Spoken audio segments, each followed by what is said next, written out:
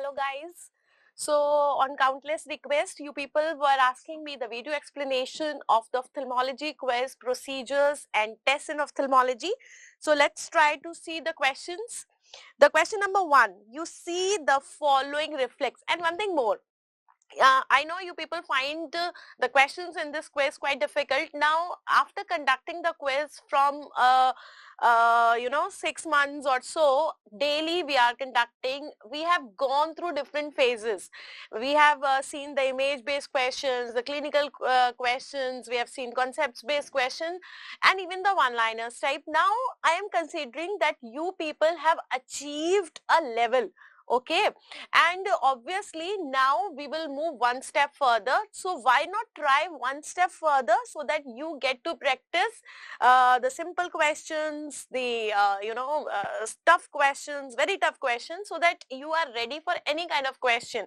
So in order to give you that extra edge, my purpose is not to give you stress or nothing to be scared. We are just moving one step further so that you are ready for such kind of questions also. Okay, so you see the following reflex when performing the streak retinoscopy on a patient. What needs to be done to neutralize this reflex? Now see, there are two ways of solving the question. The one is that you know exactly everything about that procedure, and then you directly go and mark the answer. At your level, you can do this for easy questions and for the moderate difficult questions, but not for the most difficult questions, because you know somewhere they are on the verge of PG questions which are just entering your paper. So they will not be in many number in your paper, but they can be few and they are always asked. So we will be applying our common sense and the concept whatever we have about that topic, and according to that we will try to solve the question related to it. So don't expect yourself to be knowing everything about that and then you should be marking the answer. From what you have, you can also mark the answer according to that. So what you know from this person is being done the streak retinoscopy. So in the streak retinoscopy, a streak of light is shown. So this is that streak of light. So it is something like this if I draw. And this is the light reflex that you see in the patient's eye.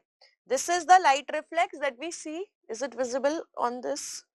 This is the light reflex. So what is the knowledge that you have? You have that it can move in the along movement. You can have the along movement. That means myopia less than 1 diopter or hypermetropia or the emetropia. Myopia less than 1 diopter, hypermetropia or emetropia. Then you have got something when you have no movement. Now this, I'm trying to tell you that even from the knowledge that you have, you can do that question. No movement means that myopia is exactly equal to 1 diopter, and then you have the against movement. Now against movement means myopia more than 1 diopter. This you already know. Now what needs to be done to neutralize this reflex? Now see what kind of movement are they showing. Now here you see that when the streak is going this way, the light reflex is going this way. So that means you are going against the movement. So we are falling in this category. That means the refractive error or the power which is required is more than 1 diopter. So when I am saying that I require myopic correction, and that too more than 1 diopter, that means I will require the negative sphere. That means I will require the negative sphere.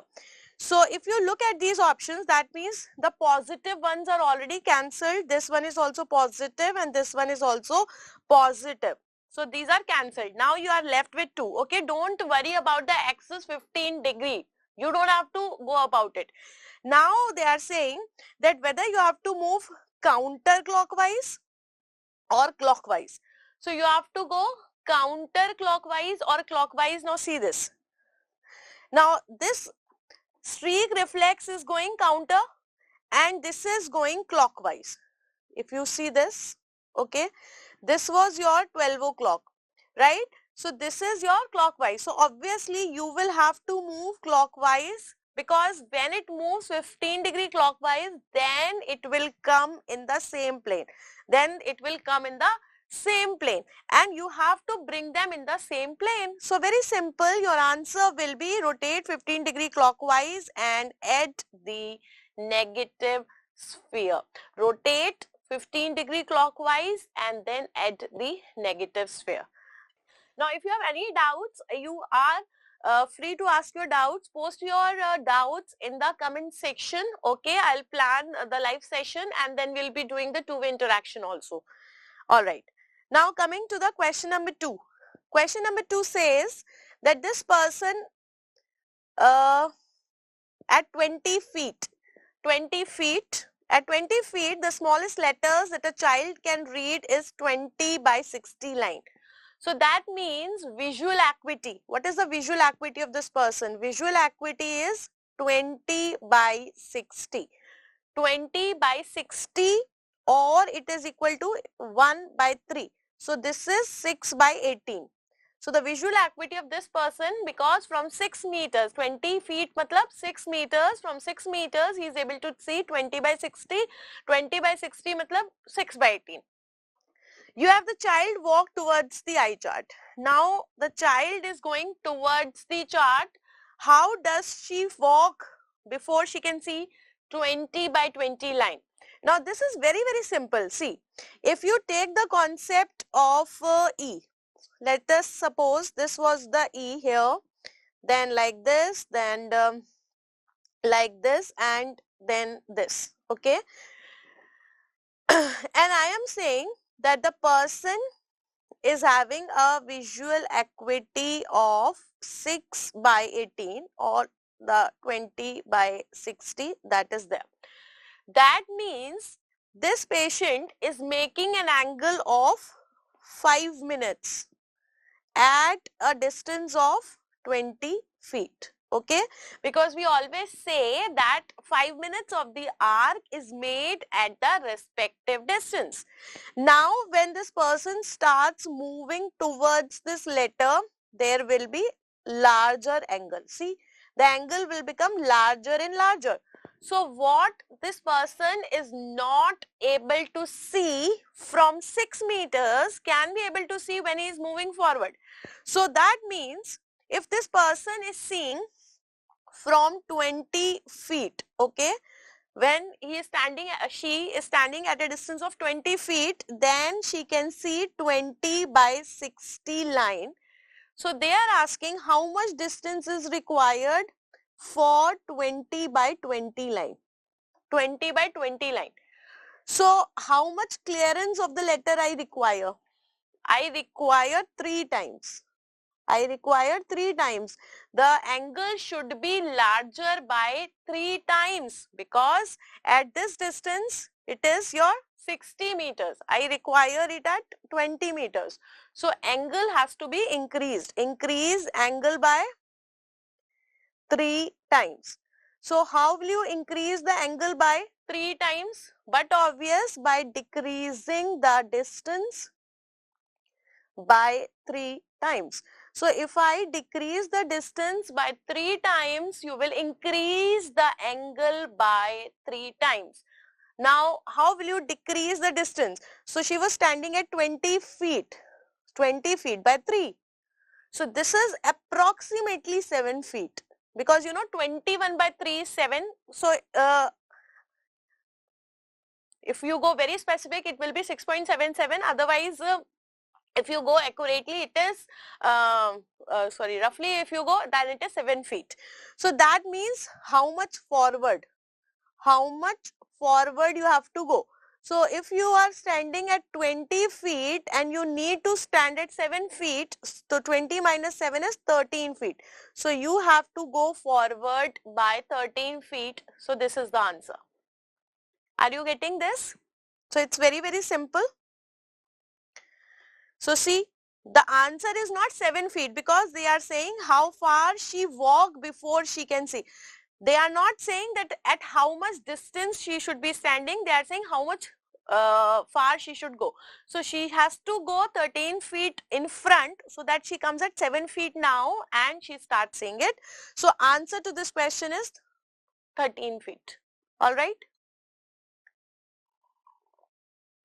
This is clear. Next question. You suspect Leber's hereditary optic neuropathy. What would be the best test to confirm your suspicion? Now, you know that the Leber's hereditary optic neuropathy, what is the most characteristic thing about it? That it is a hereditary optic neuropathy, and in hereditary it has the mitochondrial inheritance pattern. It is having a mitochondrial inheritance pattern. So because of this mitochondrial inheritance pattern, you are able to diagnose this. So how will you come to know that this is mitochondrial inheritance pattern? With the help of DNA analysis. So it's very, very simple. DNA analysis. MRI and CT we are doing in cases where we are suspecting trauma or some compression. In cases of MRIs, I will like to see the soft tissue. If I am suspecting some soft tissue compression, then I'll do MRI. Lumbar puncture. Lumbar puncture I'll do when I'm suspecting some raised intracranial pressure, papilledema. So serum electrophoresis is also not relevant here. So answer is DNA analysis, right? Now see the question number 4. This is very, very interesting. The patient gets a CT scan. We have done a CT scan of this patient where the lesion would be located to cause this condition. Now the important thing is that you should be able to realize what this condition is. So they are saying that when the patient is looking in the up gaze, see here they are saying that when the patient is looking in the up gaze, you are having this. Now this is the right eye and this is the left eye. Any eye you can consider, then also your answer will remain same, so that is also not a problem. So this eye is going up, but this is going less up. Can you see? You can see this area and this area. So this is much smaller here. So there is actually failure of elevation. Failure of elevation in the left eye, right? And normal pupil. If you look at the pupils, both the pupils are normal, right? So pupils are normal, but I am having a problem in the elevation. What are the muscles which are used in elevation? Now let us see those. Elevation ke liye superior rectus and inferior oblique. Now both of them are supplied by third nerve, right? But I am not having any pupillary defect. So at which level this third nerve can be affected where I will not have any pupillary defect? The orbital apex. See, so answer is orbital apex. Yes or no? Now when you must be listening these explanations, I think then you will realize, it was so simple. Yeah. So you have to just analyze and focus on the things which are given. When the patient is looking up, I have a problem in elevation. So this is superior rectus and inferior oblique. So you have reached the third nerve, but pupil seems to be normal. So that means orbital apex. So pupilloconstrictor fiber is not affected. No compression there. So answer will be orbital apex. All right. Now coming to the next question, the question number 5. The question number 5 says that the patient seeks ophthalmological evaluation because a friend said his eyes don't look right. Don't look right का मतलब ये नहीं है कि वो right में नहीं देख पा रहा है, मतलब ठीक नहीं लग रही है, normal नहीं लग रही है. The patient is not looking right. कुछ problem है. More anisocoria was present in the dark than in the light. All of the following are true except. Now, when I am saying more anisocoria is present in the dark than the light, I think one thing should have come to your mind. And if it is not coming to your mind, then there is some problem, okay?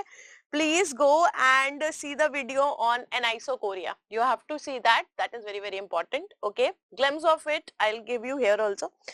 Now, if you try to see both the eyes here, okay, Now compare this eye and this eye. This color is not visible. Wait. If you compare this eye and this eye is showing you ptosis. Okay, compare. And this is also showing you meiosis. It is showing you meiosis. It is also showing you ptosis. Now, because this is a black and white picture, so you won't be able to appreciate the color. Okay. So, you can say that we have meiosis and we have ptosis. I do not know about anhidrosis. I do not know about the loss of ciliospinal reflexes and all, but at least I have got two things. And the third, they have told that we have anisocoria, which is more in dark. So, these three things, you know, help me to get a diagnosis that maybe it is a case of Horner syndrome. So in the light of the Horner syndrome, we have to solve this question. So first try to see what happens if there is an anisocoria. So let's start with the anisocoria because there are so many concepts which are covered here. Anisocoria kya hai? First of all, try to understand this. Anisocoria means difference in the size of the pupil. If there is a difference in the size of the pupil which is more than 0.4 mm. So this itself is a MCQ. If you are having the difference in the size of the pupil of both eyes which is more than 0.4, then this is your anisocoria. Now this anisocoria can have two things. Either it is increasing in dark or it is increasing in the light conditions. Increasing in the dark or increasing in the light. So first take the light. If it is increasing in the light, then see the shape of the iris. Then see the shape of the iris. Now there are two things which are possible. If it is normal and what if it is abnormal. So if it is abnormal, you can have the sphincter damage. And in cases of the sphincter damage, I can think about the trauma. While the second possibility is that I am having the normal one. So if I am having normal, then I will give 0.1% pilocarpine. Then I will give 0.1% pilocarpine. This is a very, very dilute pilocarpine. If you remember, this question has recently came up in INI-CET 2020 paper also. Now, there are two possibilities again. If it is this is dilute version, okay. So it constricts or not. So only pupil which is constricting with such a dilute pilocarpine, is your Ades tonic pupil. Then it is the Ades tonic pupil because there we are having the denervation sensitivity. While if it is not constricting, then I will give you more concentrated pilocarpine, 1% pilocarpine. Then we will try to give the 1% pilocarpine. Now if it is constricting now, so if it is constricting, that means patient had the third nerve palsy. But if it is not constricting even now, then it can be a pharmacological block. So in this way, we have got different DDs, the third nerve palsy, pharmacological blockade, Ades tonic pupil. We are having the 1% pilocarpine here, 1% pilocarpine, and these 0.1% pilocarpine as well as the 1% pilocarpine, they were given in the question also, if you remember, right? Then I can also judge the trauma. So these many things you have seen. Now another possibility is that when it is more in the dark. If it is more in the dark, okay, then there are two things. Either it is physiological or it can be Horner syndrome. Now when are you going to think about Horner syndrome, if I have meiosis, if I have what you called as anhidrosis, if I have the ptosis, if I have the loss of ciliospinal reflexes, other things. Because I have a problem that there is a palsy of the dilator pupillae. I have the palsy of dilator pupillae, and dilator pupillae has the sympathetic supply. So it is fails to dilate. It fails to dilate in the dark. So it is failing to dilate in the dark conditions, and that is why it is increasing in dark condition, because the normal pupil will dilate because it has normal dilator pupillae. The affected pupil will not dilate because it does not have the working dilator pupillae. So if you want to confirm it, then we can give 1% epreclonidine, 1% epreclonidine, or I can give the 4% cocaine. So we have two possibilities. I can give this 1% epreclonidine also, or I can give the 4% cocaine also. Now usually, we prefer this. Why we prefer this? There are two reasons for this preference. The reason is that no substance abuse. So it is not a abusive substance. And secondly, it is positive. It is giving the positive response in the Horner syndrome. So pupil will dilate in cases of Horner syndrome and not dilate in cases of normal one. While if you look at the cocaine, this is abusive substance, and this is actually giving the positive response in the normal individuals. So that is why we are preferring the 1% epreclonidine.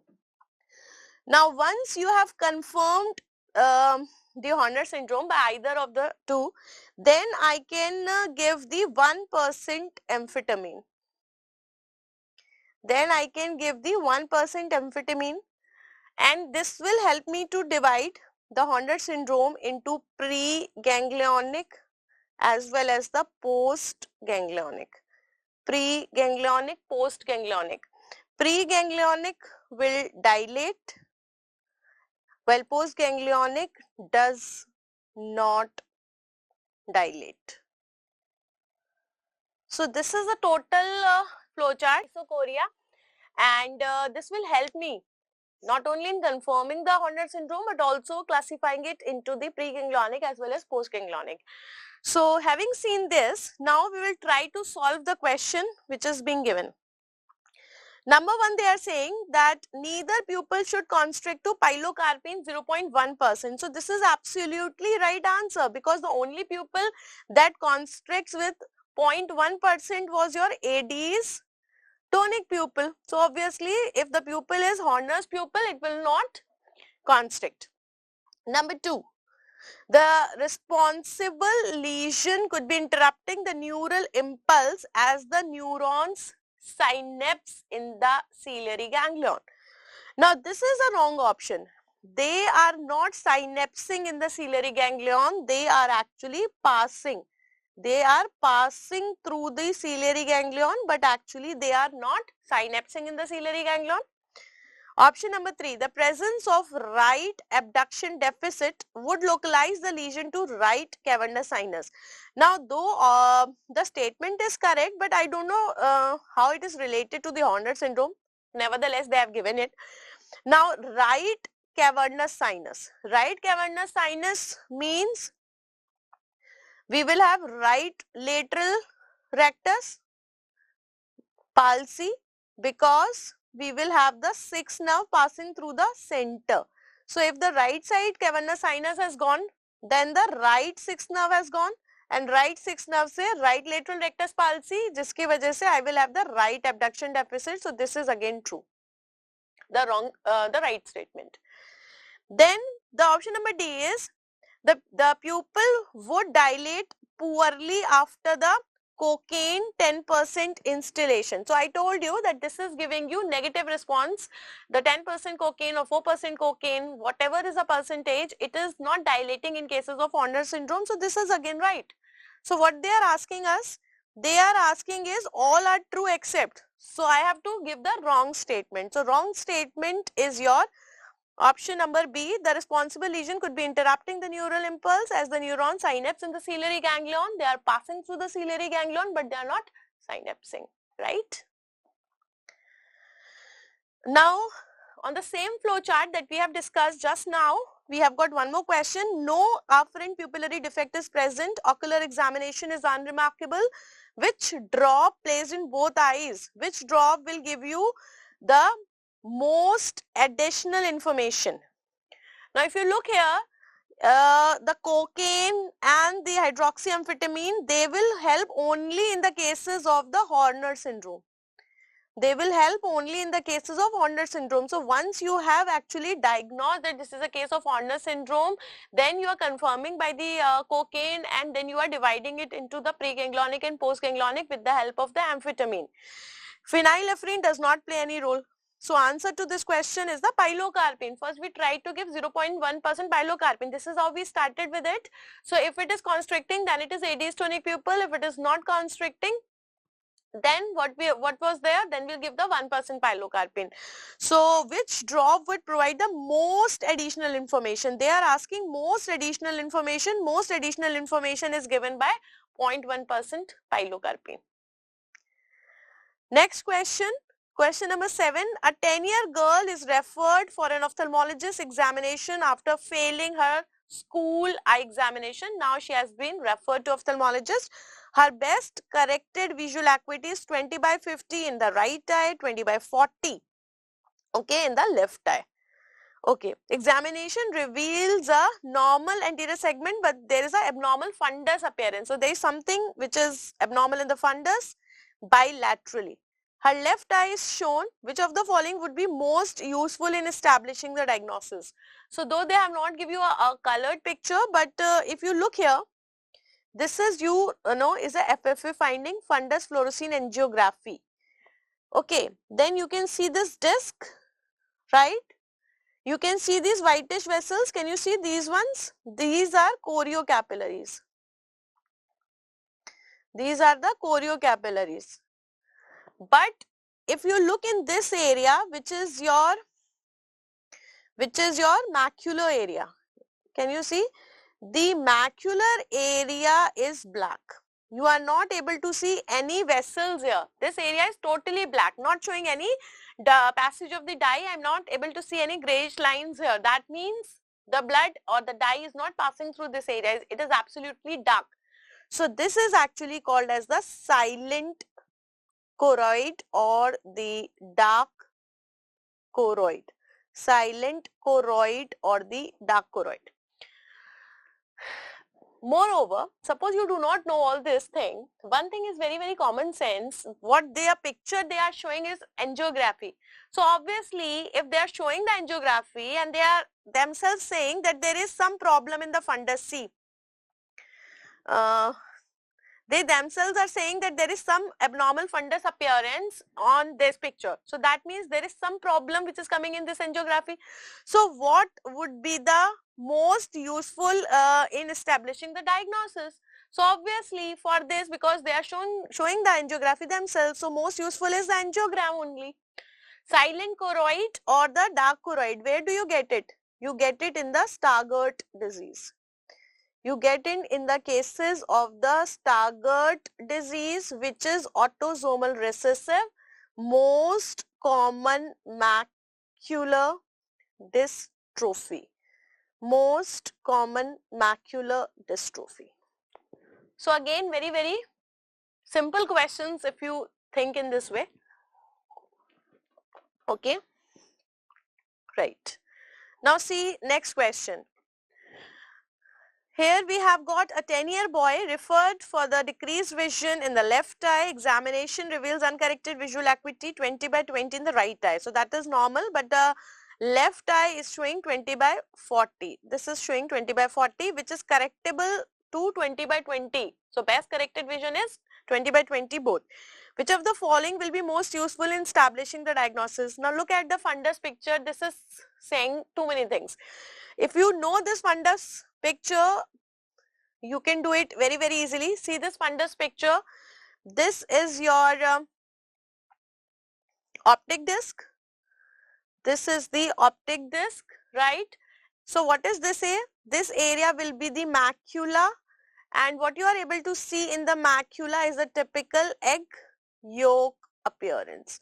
Typical egg yolk appearance we are having. Where do you get the egg yolk appearance? The Best disease.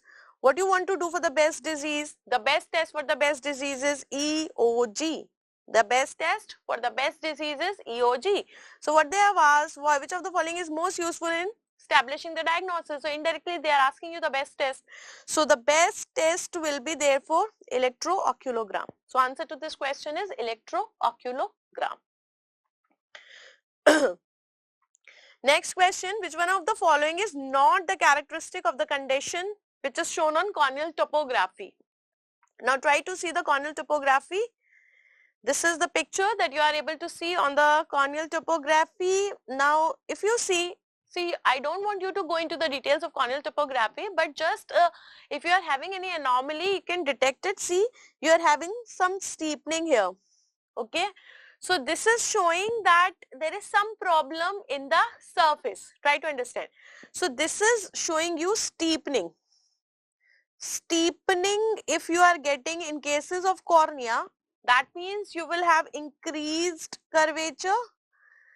Now increased curvature of the cornea I can get in keratoconus. So that is why I am thinking on the lines of keratoconus. More information I'll get when I'll read the options also. The options are apical scarring, scissoring of the red reflex on the retinoscopy, spontaneous perforation, or the Fleischer's ring. So somehow I am thinking in the right direction because Fleischer's ring is present in keratoconus. Scissoring reflex is also present due to the irregular astigmatism. Due to the irregular astigmatism, I am having the scissoring reflex, then apical scarring also present. Apical scarring also present. So if I am having the cornea something like this, so this area I will have the apical scarring. So what is not present is the spontaneous perforation. Usually I do not have any spontaneous perforation. In the cases of keratoconus, we do give the rigid contact lenses. If it is failing, then we do give the topical riboflavin drops. Then in the severe cases, we do give the corneal transplantation. And then comes the question number 10. ERG is diagnostic, and now again, it's a simple question. If you read it critically, they are saying that ERG is diagnostic in. Now, we already know that Stargardt disease and the Best disease are the macular dystrophy. These are the macular dystrophy. And in cases of the macular dystrophy, what is happening? It is the EOG which is more important than the ERG, right? In the Stargardt disease, we see both, but if I talk about the Best disease, it is EOG. So that means ERG cannot be diagnostic in the Best disease outrightly. Stargardt disease, it is not diagnostic because both are affected. So this is also not there. Now we have got ROP and Leber's congenital amaurosis. ROP means that you have to see the periphery. We want to see the periphery of the retina. Why? Because I am interested in seeing that TRD is occurring or not. For that I require the indirect ophthalmoscopy, or I require the B scan. I will not require the ERG. So for ROP, again ERG is not diagnostic. So by diagnosis of exclusion also your answer is Leber's congenital amaurosis. Now the problem is that you people must have confused this Leber's congenital amaurosis with the Leber's hereditary optic neuropathy. So that is wrong. It is not Leber's hereditary optic neuropathy. It's a separate entity. Scientist is same Leber's, but this is congenital amaurosis. Now this was also hereditary, but this is different. Amaurosis means when we have the transient diminution of vision. Congenital means it is present at birth. This is also, congenital retinal dystrophy. This is not optic neuropathy, it is a retinal dystrophy. Okay. and due to the defect in phototransduction, due to the defect in the phototransduction in the visual cycle. So this is one step that we do in cases of the visual cycle, that is your phototransduction. So we are actually having the problem in the phototransduction in the visual cycle. That is why we have this congenital retinal dystrophy. Now let us try to see what is actually phototransduction. Phototransduction actually occurs in the outer segment of the rods. We know if you look at the structure of the rods and cones, we have got this as the outer segment. This is your outer segment, then this area is your inner segment, then this area we have got the nucleus, and this area is your synapse. So this is your whole structure of the rods and cones. And what do we have in this outer segment is actually present this phototransduction. So what happens in this phototransduction, if you try to see, there are complex reactions which are going on inside the photoreceptors, which are converting the light energy into the electrical energy. So whenever light energy is falling, so what will happen, the pigment which is present there, so the rods will take up that, and that light energy will be taken up by the pigment. That pigment is your rhodopsin pigment. So this is going into complex changes. So it is converting into barthorodopsin, lumirhodopsin, metarhodopsin 1, metarhodopsin 2, and ultimately it is releasing the scotopsin. Okay, now what is happening? There is an enzyme isomerase. So what it is doing, it is changing the all trans retinol and all trans retinal into 11 cis retinal and 11 cis retinol. Then it is combining with this opsin pigment, and when it combines with the opsin pigment, it is again forming this rhodopsin.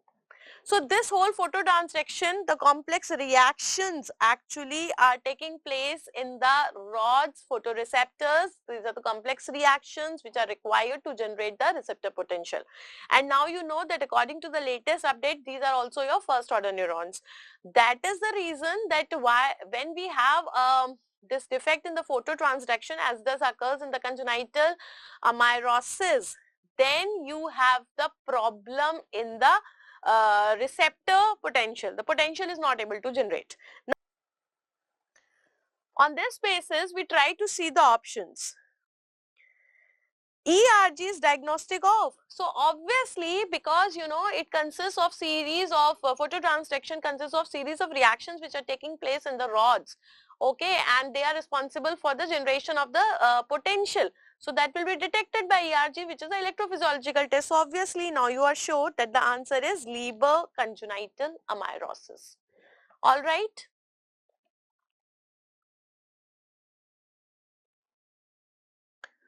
In case of any doubt, you people can always ping me up at any of the social media platforms. If you like the video, please do subscribe to it and like to it, because we are sharing daily so many videos. So in order to get the latest notification at the earliest, so that you do not miss any important video, it's important to subscribe it.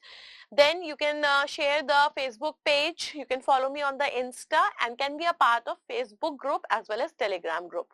Thank you and happy ophthalmology.